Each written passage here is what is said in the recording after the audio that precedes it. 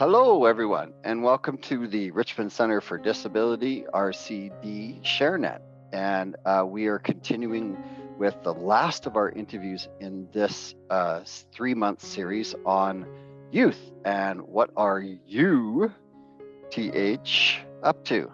And we're going to be featuring in the last 2 interviews about some advocacy, some young ladies that are advocating for their disability and or illness, and are doing some really neat things in the community.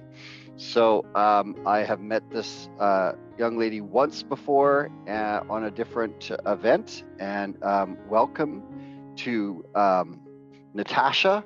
And tell us a little bit about yourself and sort of how you've ended up talking to me today. Yeah, for sure. Thank you so much for having me. My name is Natasha. I'm 19 years old. I am going to second-year university for biomedical sciences at the University of Ottawa in French immersion, which is pretty interesting to me. I was diagnosed with juvenile idiopathic arthritis at the age of 13. So it's been 6 years of fun in my life. And throughout those 6 years, my chronic illness has been up and down and now has kind of come to a stable stage. During the pandemic in grade 12, I sort of started to realize that it was really important to advocate. And for the longest time, I was always advocating in the school setting, advocating in the healthcare setting, but I did find it hard to kind of start advocating for others. And after joining a support group and then talking to other young people with arthritis, I realized that there was a lot of conversations that I had with them, and we were talking about some of the different topics that don't really get covered, or even the fact that how a lot of people don't know that young people get arthritis. So based on that, I was able to launch a nonprofit organization called Take a Pain Check Foundation in October of 2021. And I also have a podcast that was launched March of 2021, so last year, called Take a Pain Check. And that's kind of where my advocacy work started. It was kind of just starting to advocate for others, empowering others through social media, connecting them in different ways. But yeah, hopefully that answers the question. Very much so. You sort of told us how you got started. What do you enjoy most about where you're at now? I think what I enjoy the most is the feedback that I get, or even the smallest messages from people on social media. So it's really just getting those messages, and they're so rewarding. And I really just enjoy interacting with other people with chronic illnesses, because not only am I able to support them, but they're also supporting me in a way. Like, they're giving me tips and tricks and tools to also manage my own condition, or things that have worked for them and their lived experiences. So what I really enjoy is just meeting new people, collaborating with them, and learning from them.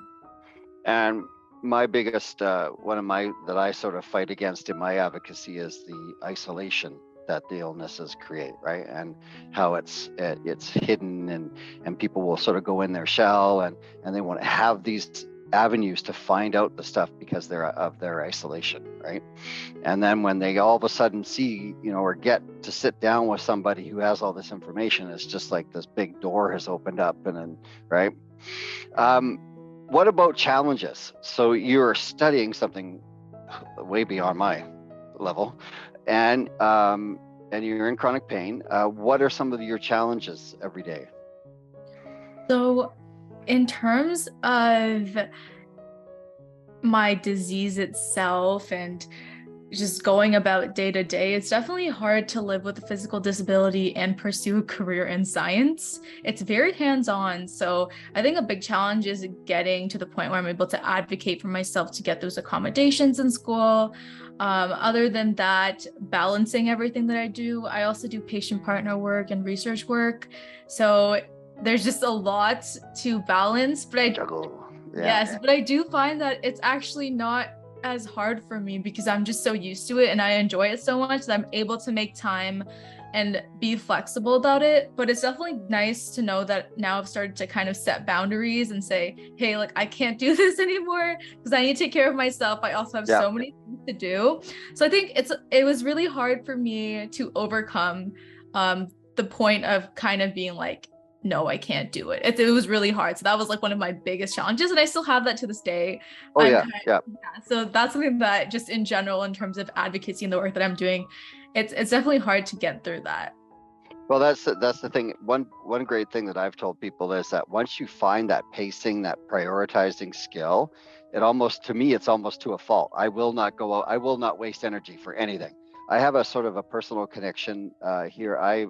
My niece has 3 daughters, and the oldest one is 12, and she was just diagnosed with rheumatoid arthritis about a year ago. And everyone was so, a lot of people were just more of, oh, it's so bad, it's so sad, it's such a early age and whatnot else. I have a little bit of a different outlook in it, and I kind of wanted to see your opinion on it, because especially with arthritis, like I would have loved to have known about my illness that I had in my body my whole life. I think I could have really adapted what I did and what sort of made it worse. And I think, especially with arthritis, by knowing, okay, she won't be a cross-country runner because the knees will go. She could be a swimmer. But if you know that ahead of time, I think I don't know if it's a glass half empty, glass half full kind of thing, but I kind of wanted to get your opinion on that. So in terms of just knowing about your disease in general, I think that's really important, but it's also hard to even get that information at first. So I totally understand the fact that they might not, a lot of people around us don't even know, and we didn't even know about the condition. So I think the biggest thing is raising awareness about arthritis, because then you would have known that, young people get arthritis and these are the possibilities. Your child might not have the disease as of now, or maybe they won't have it at all, but just being aware that, we know a lot about like cancer, we know a lot about diabetes, but we don't know that young people get arthritis. And so if we had that knowledge just engraved in society, I think just knowing that like this is a thing, these are things that we can do and can't do when you do get arthritis, and having the same level of awareness, I think that would make such a big difference. So I totally agree with you. I think it's important that we know about arthritis, whether that be from a young age or an older age, just in general, as general knowledge, because no matter what, it is important to know maybe my peer beside me has arthritis. And so knowing that will just make everyone's lives better. But it's that sort of human trait where it's like, well, if I don't know about it, then I just don't know about it until I find out, right? And my wife and I argued about that with my son because my illness is hereditary, and I said we should get him tested at some point. And she goes, no, you just, and I was like, well, because then and then there's just little changes in their lifestyle that you could make that you wouldn't notice, instead of having to, live the life and do all these things that maybe were, flaring the disease up, and then going, okay, you can't do this anymore because you can't play hockey anymore. You can't do this because of your arthritis, right? Where you could have adapted it at an early age, right? That's really interesting that you bring that up. I think that you only change when it hits you. Yeah, when you're forced to, right? Yeah. And so if I would have known that this was kind of coming its way, obviously I would have changed the way like I did things. So I think also like in the healthcare field, they're doing a lot of like personalized medicine tests and like tests involving genes and genetics. So I think that's also really important that people get tested, because that always has some sort of answers and prevents things. But it's always just, even though sometimes people know about it, but they won't even take action till it hits. Like, and that's just, like you said, a common thing that a lot of people these days do. Yeah. Okay. When the window finally breaks, I'll fix it. I know there's a big crack going through it, but right. It's always the way. And what you said about genetics, I actually know 2 genetic counselors, and I didn't even know genetic counseling existed until about a year ago. And they do a lot of work with infertility, but they also do a lot of sort of mapping of illnesses throughout a family and whatnot else. So that's really neat. But I really wanted to get, I'm definitely going to give your information to my niece to give to her daughter. So the next question is what are your plans for your organization or for you in the future? So I aspire to do something in the healthcare field personally. And I think that's kind of just because of my own lived experiences and how I see other patients and their struggles. I kind of want to be that sort of support system and help them out. As someone in the healthcare field, but I do have some sort of time to figure out what I want to do. It's just in the back of my mind. In terms of the podcast and the organization, I do hope that it reaches more young people with arthritis, because I think that it's really important that they get a support system. I didn't have one for a long time. I was just Googling things. So yeah, I am so Dr. Google. Yes, I'm so happy and ready to just talk to anyone that needs that support. And I know it makes such a big difference because it did for me. So my future goal is getting this podcast in clinics across Canada and internationally as like a resource. But then also we started some new things like an ambassador program with other young people with arthritis to create content. So a lot of people our age love social media, and that's kind of what Take a Pain Check does, is they provide content through social media. Just to connect, support. We have some events, so just growing what we do in terms of initiatives as well. And just so you kind of mentioned it at the start, but you are based in Ontario, in Ottawa, right? So I'm from Toronto, but I'm moving to Ottawa in the coming weeks for school. Right. Okay. But there is some groups out here in BC as well, through BC Children's and the Arthritis Foundation, and a mutual friend of ours, Eileen Davidson, who's younger, in her 30s, and she's quite an advocate for arthritis in locally, and has done a lot of stuff. So I always sort of give her a shout out. But my last question is what do you think you can advise other people that may, like my niece's daughter? What would you say to them that maybe are just newly diagnosed or are thinking of maybe going in the direction that you are? So in terms of being newly diagnosed, I definitely understand that it's such a big change in life, and it's hard to be a teenager or even getting into the teenage years and navigate that. But just know that there are people to support you once you find those resources. And when you do, life gets so much better. And coming from someone my age, like, I realized that it does get better. Whatever you're going through actually does get better, whether that be through like diagnosis, treatment, just the support that you get, the resources that you have access to. So trust me, life gets better. I feel like a lot of people my age think that our life is over when we get this diagnosis, but it's really not. When you get connected to other people and talk to them, you realize that there's such a big community out there ready to basically support you through your whole journey. So that's something that I'd say just to someone who's newly diagnosed. I'm here for you. If you want to talk to me, you can talk to me. I'll hop on a Zoom call with you if that's what you want to do.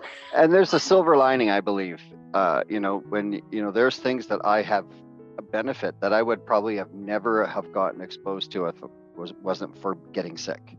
There's parts of my personality that have developed. I am like the empathy calculator now. I can see people in pain in a crowd like you wouldn't believe. And so it's not always, everyone sort of focuses on the negative. And of course, you don't want to have an illness, but there are things that will be, in the long term that you'll look back and go, oh my God, I'm so glad that I had that exposure. Yeah. Right? And I think the only reason why I'm actually getting into healthcare is because of my diagnosis. So it's kind of shaped my future career and path and what I'm passionate about. Right. And so I always think that there is light at the end of the tunnel. There are like things that come out of this disease, even though dealing with the symptoms, getting on medications might not be the most positive thing for you, but you can find positivity no matter what. So that's kind of for the newly diagnosed.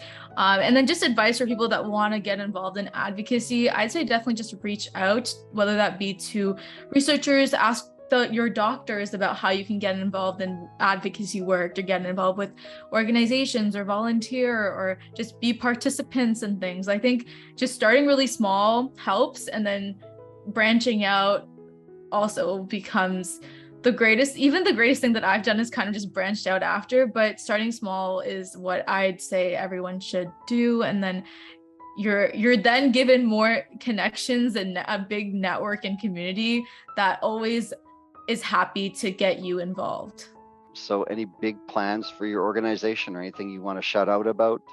Yeah, for sure. So my podcast airs every other Sunday. So bi-weekly on Sundays at 12 p.m. EST, which should be 9 a.m. PST. So you can check that out on YouTube, Spotify, Apple Podcasts, Google Podcasts, wherever you want to check it out. You just search up Take a Paycheck and you will find it right to wherever you are.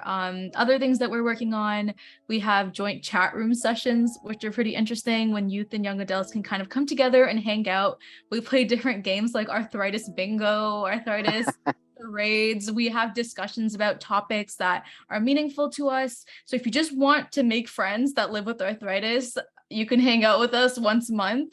And you can find that on my website, which is www.takeapaincheck.com. And then on that website, you'll find many other things you can get involved in, which is if you want to be a guest on the podcast, write a blog post for the organization, be a part of the ambassador program. There's just so much you can do. So reach out and yeah. Awesome. Well, you were doing a great job, and I am going to keep my eye on you and your organization, and you will be on our radar here at RCD on the other side of the country. And thank you very much for doing this interview today. Thank you very much, Natasha, and have a good weekend. Thank you, you too. Thank you so much for having me. Bye-bye.